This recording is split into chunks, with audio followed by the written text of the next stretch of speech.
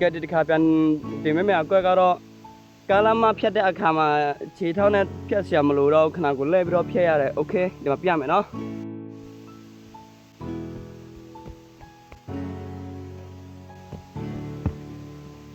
ဟုတ်ပြီလား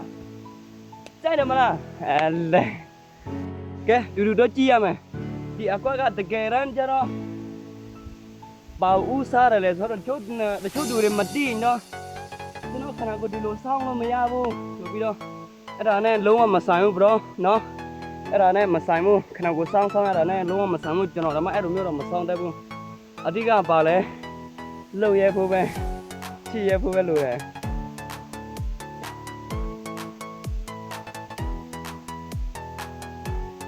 နော်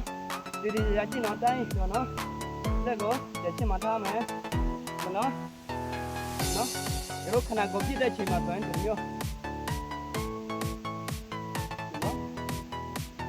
ဟုတ်ပြီလားဒီကျတော့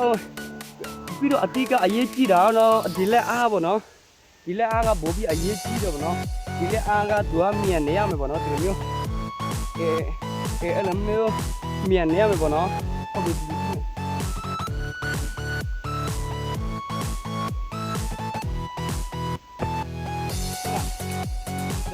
ကျွန်တော်ချတာဒီလက်ကခြေထက်အရင်ရောက်ရမှာဟုတ်ပြီနော်ခဏကိုဒီလိုမျိုးအနောက်ဒီလိုမလောက်တတ်တဲ့ခင်မှာဆိုရင်တို့ဒီလိုဖြစ်မှာတို့ဒီလိုဖြစ်မှာဒါပေမဲ့စိတ်မပူနဲ့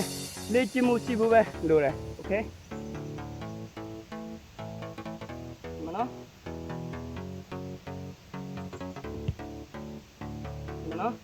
ဒီအကြည့်တချို့သူဆိုရင်တော့အမှန်တကယ်ဆိုတချို့သူတွေတင်ပေးတော့ဒီမျိုးတင်ပေးတော့မနော်တကယ်တမ်းကျတော့လာဒီနဲ့တူတယ်အဲ့လိုမျိုးလို့ကိုမရတာအဲ့ဒါကြောင့်မလို့အဓိကပါလဲတတိရှိဖို့ပဲလိုတယ်နော်တကယ်လောက်တဲ့ချင်းတကယ်ကျုံးလိုက်ဘာမှကောင်းတဲ့ထက်မနေနဲ့တော့တန်ရာဆိုတာဖြစ်လာမဲ့ပြဿနာတန်ရာဆိုတာနောက်မှရှင်းလိုက်အဲ့ဒါတွေဟာရလက်ပေါ်နေအောင်တော့ကျုံပြလိုက်โอเคနော်ဒီခဏကိုသူမြောက်နိုင်ဖို့အသက်ပြည့်မယ်နော်ဒီကြည့်နော်